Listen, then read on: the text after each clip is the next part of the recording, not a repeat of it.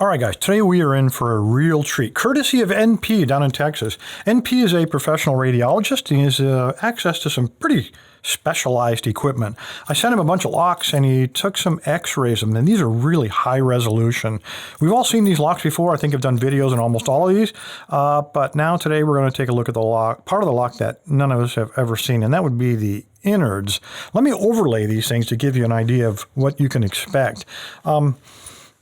Absolutely beautiful imagery, I have to say. One of the hardest things about getting a good radiograph or a good x-ray is just the right amount of radiation to not wash things out, but not so little that leaves everything black. You just want enough to show all the detail, and NP's done just wonderful work here. If you take a look at this image, I mean, it is so perfect. If you just look at the outside of the lock, you can see that world logo that's impressed on the outside body of the lock. So you can still see that in the x-ray, just absolutely perfect.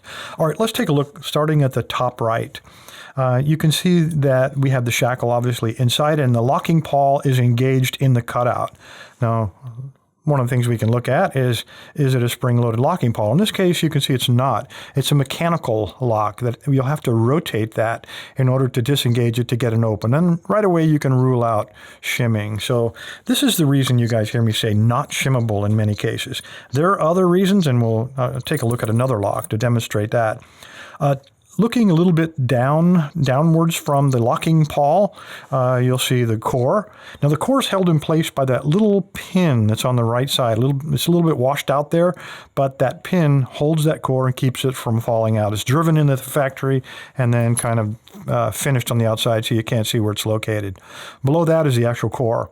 You can see all 5 pins very, very clearly, and you can see in the chambers the driver pins are all uneven, which tells you they're not at the shear line because they're all going to have to be equal in size to each other.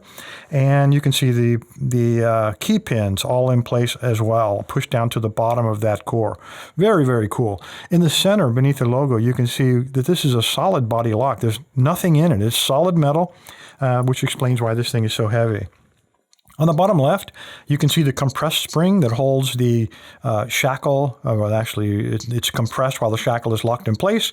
And at the top, you can see a cutout. And at the top left, you can see a little pin on the machine side of the shackle that when the thing pops out, the bottom of that shackle that's up against the spring will slam against that little pin to keep it from ejecting from the core. So very, very cool lock. Nice to be able to look inside of these guys. Let's go ahead and open it, and then I'll take a look at another image. In order to open it, you have to rotate this, as we discovered in the video, counterclockwise 90 degrees, and then it will pop open. So let me call up that picture and overlay it as well, and we can see a couple of new things. First of all, obviously the shackle has popped out. We can also see that the locking pawl has been rotated to allow clearance inside of that chamber. Again, we see the indexing pin still in place, but now that the core has rotated, we can see the clearance on the other side of the core for that locking pin. So that pin limits the amount that the core can rotate in addition to retaining it. On the right, we can see in all 5 chambers, the driver pins are all equal in height, and we can see that they're all resting on the side of the core, and that would be the shear line. Directly facing you, you're looking down on all 5 pins that the key has now pushed up to the correct height. On the left, you can see the spring is now shoved up the shackle, and the bottom of that shackle is resting against that limiting pin to prevent it from being ejected from the core. Very, very cool, very high resolution imagery. This is just absolutely great. Let's take a look at another lock. All right, this next was going to be the Quick Set Smart Lock, one of our favorite locks to pick, right? Anyway, again, the x-ray on this one is just as high quality. The resolution is perfect. I'll put it up on the screen right now, and you can see that we can actually see the x-ray of the rubber bumpers on the outside. Again, because the x-rays penetrate that a little better. It's a little lighter, but man, we can still see it just perfectly. See the outline. You can see that this is laminated steel body, and on the top and the bottom, you can see that those rivets pass all the way through. Little difficult to see them, but they do because of the density of the steel. But they do pass all the way through, and these are really tough locks to be able to, to try to split apart with, say, a chisel or something. I can tell you that from experience. All right, important things about this lock. At the very top in the center, you can see that there is a solid metal actuator that's holding those two steel balls into the rounded cutouts of the shackle. Again, this is another method of not being shimmable, because we can probably shove a shim in there, but you're never going to compress a hardened steel ball into a metal actuator. It's just not going to happen. So definitely not going to be shimmable. On the right side, you can see that the shackle is compressing the spring. And in the center, of course, you can see the core. Really complex, a lot of moving parts. There are no pins in this lock, but there are wafers. You can see the wafers, but unfortunately, because we're shooting through a solid steel body, not a lot of detail. We're not going to be able to decode this guy. On the left side, you can see a little hollow chamber where the shackle comes down inside of there. And directly below that hollow chamber, there's a small, lighter shaded piece of steel that is actually a way to, it's a spring-loaded, there's a little pawl in it. And when you push down, you can retract that. And the core will come out of these locks if you want to recore them. Let's go ahead and open this guy up and take a look at the other picture. I'm going to put that up on the screen. Again, you can see now the lock is open. The spring on the right side is fully extended to eject. And again, getting back to that important part, right at the very center of the lock, in the very top, you can see now that the locking pawl is now narrower. There are two machined flats on the side of the actuator that when the actuator's turned, the ball bearings can then get compressed a little bit to allow the chambers to be clear and allow the shackle to clear out of there. Again, you can see the locking, the little bar that holds the core in place. You can see the key on the bottom, but unfortunately, again, you can't see a lot of detail. All you can see are the wafers, so not enough to decode this thing, but probably enough to figure out we can't shim it and to figure out there are no pins. So we'd be looking at something a little bit unusual here. Anyway, very, very cool, perfect resolution. Let's take a look at another one. All right, guys, this next one is a SFIC. This one happens to be made by Mako, but it has all the identifying characteristics. Let me overlay that X-ray and we can take a look at what's inside of this thing.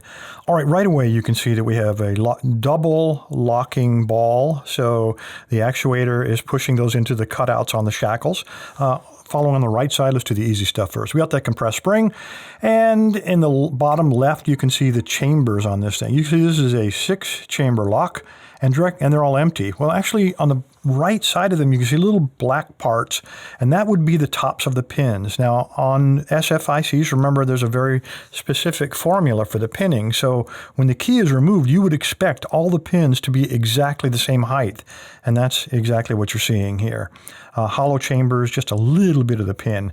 In the center, things get a little complex because it is a pretty complex lock. You can just make out some of the pins and some of the central wafers. It's a little bit murky, but you can see them.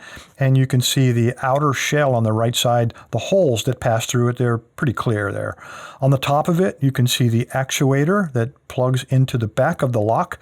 And again, looking through the lock you can see the two prongs that stick through. Actually, you can see one of the prongs that sticks through that core, and you can see it doesn't quite go to the bottom of that core. There's a little bit of a hollow spot there, so pretty cool to be able to see that. On the left side, there's a light area, and that would be a hollow spot to just basically give room for the actuator that plugs into the back of the core.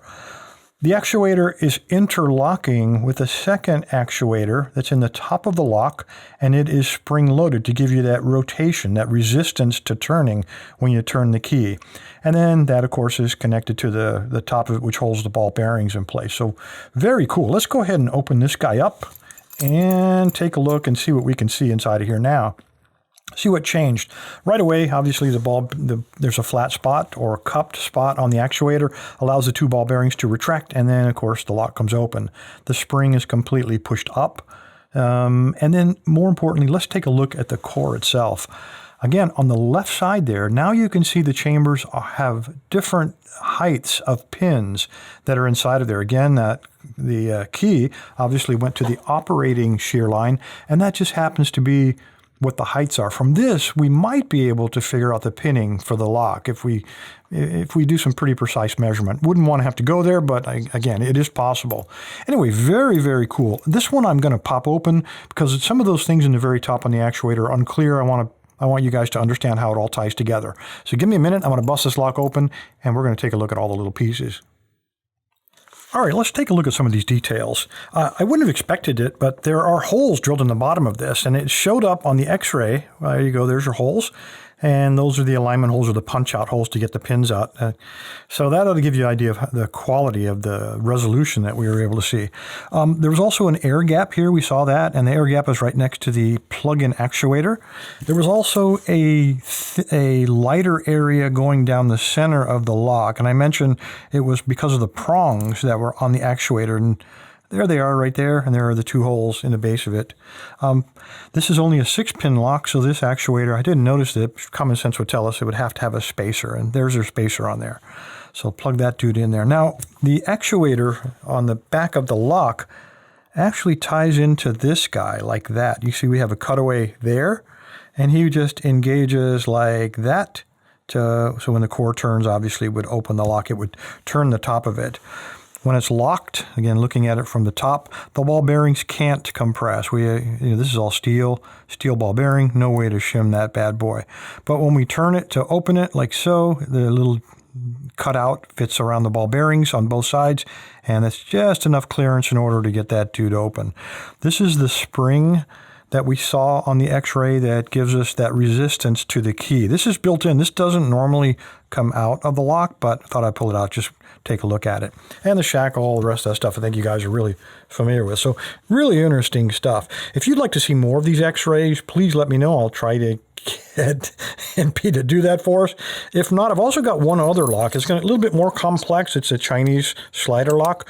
Didn't want to get into that now. A little more complex, but if you're interested in that kind of thing, please leave a comment. If I missed something, again, please leave a comment and share with everybody else. Appreciate your time, guys. Stay safe, stay legal. NP, thanks for all the work on these locks. I really do appreciate it.